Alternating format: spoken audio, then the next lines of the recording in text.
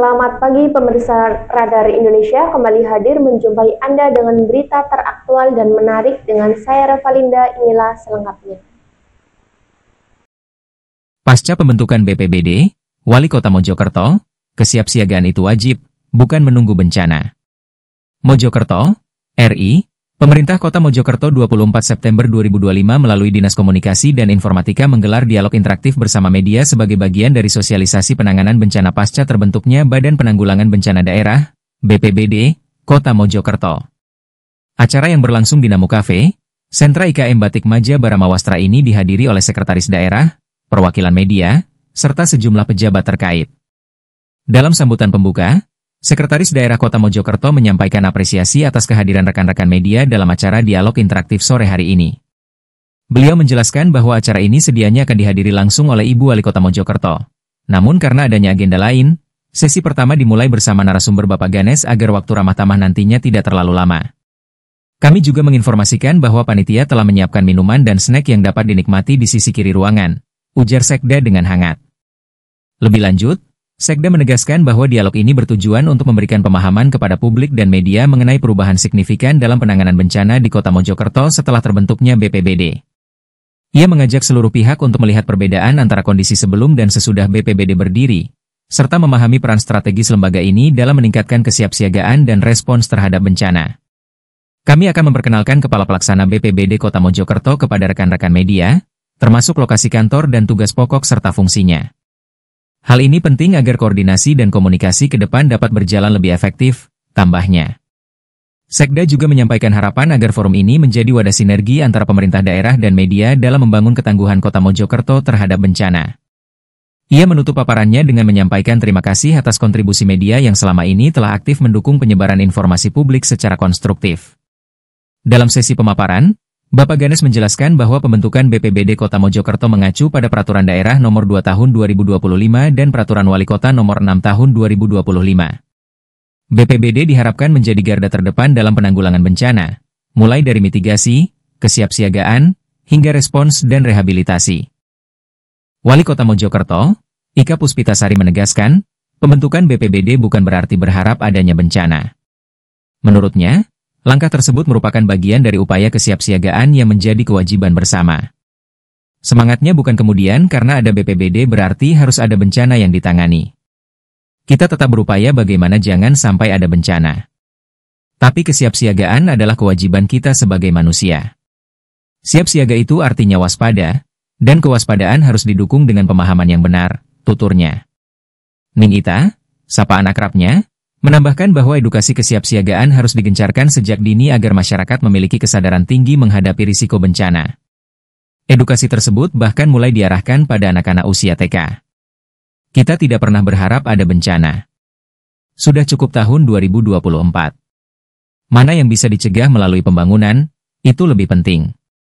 Karena kalau bencana sudah terjadi, apalagi sampai ada korban, pasti ada penyesalan. Recovery psikologis, khususnya pada anak-anak, juga sangat berat, terangnya. Lebih lanjut, Ningita menekankan pentingnya membangun sinergitas antara pemerintah daerah dengan insan media. Menurutnya, sinergi ini akan memastikan setiap program pemerintah Kota Mojokerto dapat terpublikasikan secara faktual sekaligus proporsional sehingga masyarakat menerima informasi yang utuh. Ayo kita jaga kondusivitas, kita jaga kota ini agar tetap aman dan damai. Teman-teman media juga harus ikut berperan. Jangan ada berita yang justru membuat suasana panas.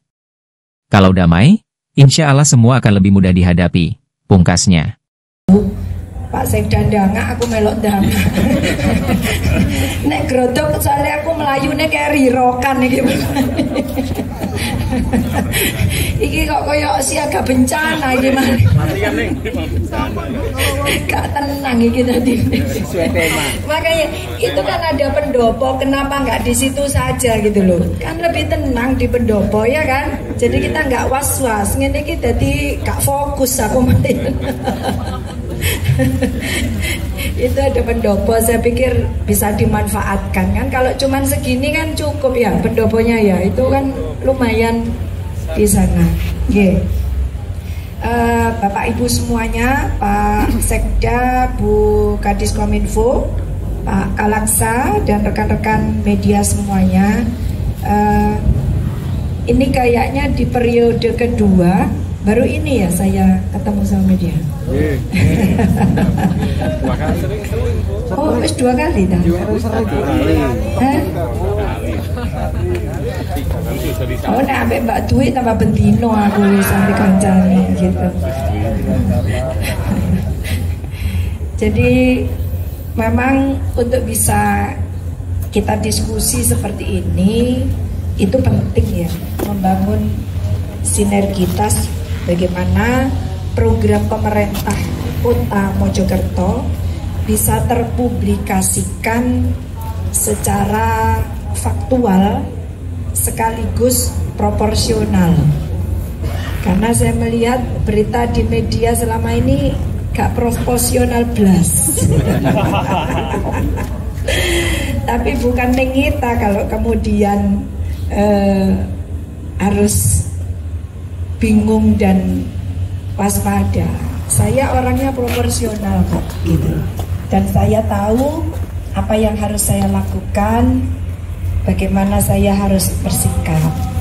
Jadi selama kami semua di jajaran Pemkot paham apa yang sudah kami perbuat, insya Allah itu tetap akan membuat kami bersemangat untuk melayani warga Kota Mojokerto. Jadi saya selalu ngajak Pak Sekda dan semuanya didongakno ae ben kang insaf. Gitu ya. Semoga segera insaf kembali ke jalan yang benar. Karena kami semua yang ada di sini ini sadar diri kok. Kami melakukan apa, kami berbuat apa, kami sadar. Sehingga apa yang kami lakukan ini tentu harus kami pertanggungjawabkan untuk masyarakat, gitu. Jadi selama kami semua di sini sadar, ya insya Allah dengan cara-cara seperti itu kita tetap tersenyum saja ya Pak Sekda ya, gitu ya. Kita tetap tersenyum saja. Jadi kalau ada yang berharap kita menangis, insya Allah tidak pernah ya Pak Sekda ya. Kita tetap tersenyum. Tugas tanggung jawab kami melayani warga Kota Mojokerto. Kewajiban kami membangun kota ini sesuai janji-janji kami. Dan itu yang akan kami tunaikan. Kalau sampai dengan saat ini, tanggung jawab saya kan sampai dengan 2031 diimbui, gak 5 tahun tiba. Oh, hah? Kok lah? Gak 5,5 apa? Akeh ditambahin 6,5. Wong dilantiknya 2025 kok, iya kan? Jalur Arif ini. Hah? Jalur Arif. Baiklah pemirsa, berita terakhir tadi menutup perjumpaan kita kali ini. Saya Revalinda mewakili seluruh kerabat yang bertugas pamit undur diri dari hadapan Anda dan mengucapkan terima kasih.